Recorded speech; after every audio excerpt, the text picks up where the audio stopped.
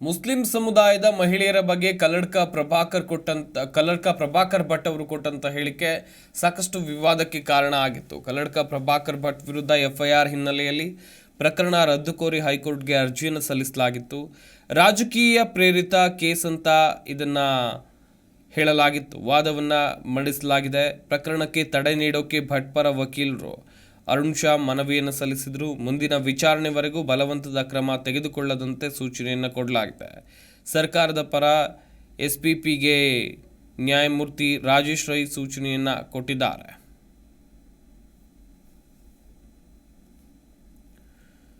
ಕಲ್ಲಡ್ಕ ಪ್ರಭಾಕರ್ ಭಟ್ ಅವರು ಮೊನ್ನೆ ಮಂಡ್ಯದಲ್ಲಿ ಕೊಟ್ಟಂಥ ಒಂದು ಹೇಳಿಕೆ ಸಾಕಷ್ಟು ವಿವಾದಕ್ಕೆ ಕಾರಣ ಆಗಿತ್ತು. ಅದು ಮುಸ್ಲಿಂ ಮಹಿಳೆಯರ ಕುರಿತಾಗಿ ಅವರು ಮಾತನಾಡಿದರು. ಈ ಸಂಬಂಧ ಎಫ್ಐಆರ್ ದಾಖಲಾಗಿದೆ. ಈ ಪ್ರಕರಣವನ್ನು ರದ್ದು ಕೋರಿ ಕಲ್ಲಡ್ಕ ಪ್ರಭಾಕರ್ ಭಟ್ ಅವರು ಹೈಕೋರ್ಟ್ ಮೊರೆ ಹೋಗಿದ್ದರು. ಇದೊಂದು ರಾಜಕೀಯ ಪ್ರೇರಿತ ಕೇಸ್ ಅಂತ ವಾದವನ್ನು ಕೂಡ ಮಂಡಿಸಲಾಗಿತ್ತು ಹೈಕೋರ್ಟ್ನಲ್ಲಿ.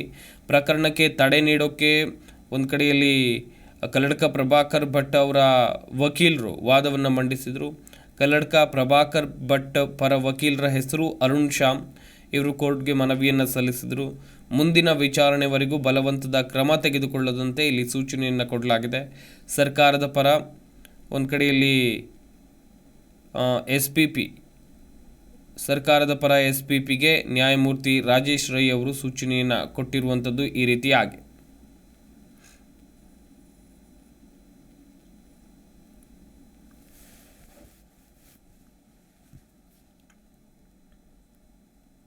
ಪ್ರತಿಕ್ಷಣದ ಸುದ್ದಿಗಾಗಿ Zee Kannada news app download ಮಾಡಿ. Live TV, latest updates, entertainment, lifestyle, technology ಸುದ್ದಿ ನಿಮ್ಮ ಅಂಗೈಯಲ್ಲಿ.